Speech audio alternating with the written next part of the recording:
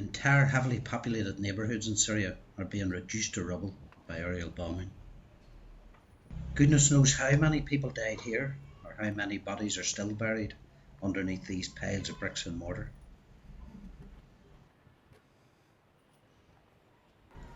These two young brothers, Mohammed 9 and Badir, who's 6, are playing on the bombed remains of their home. Their entire family was killed and lie buried somewhere beneath the pile of rubble on which they're playing.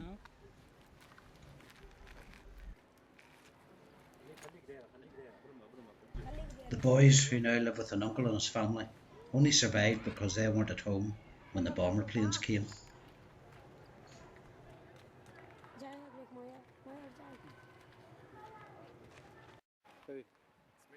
Four and a quarter million people have been driven from their homes by the violence in Syria.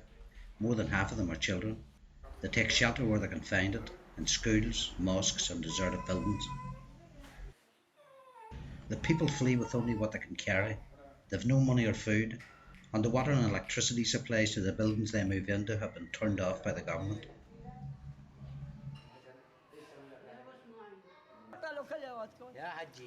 This 85-year-old man was arrested and tortured by government soldiers. He has been left so traumatised, all he will say to us is, "I know nothing, I know nothing, for God's sake I know nothing."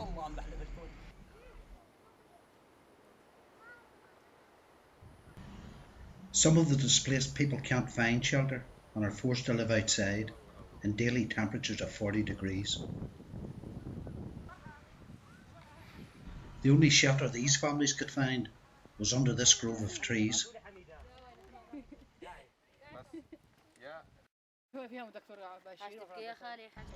This elderly gentleman, being comforted by family members, is at the end of his tether.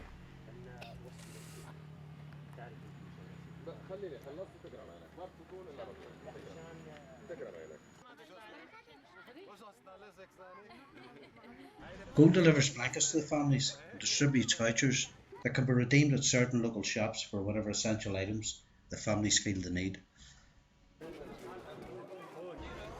Gold will soon be distributing vouchers to 133,000 people every month.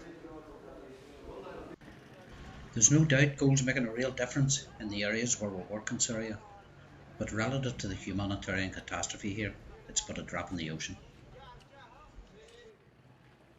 The conditions need to be created whereby a full-scale international humanitarian response can be initiated so that the people of Syria, the 7 million who are in dire need of humanitarian aid, their needs can be addressed.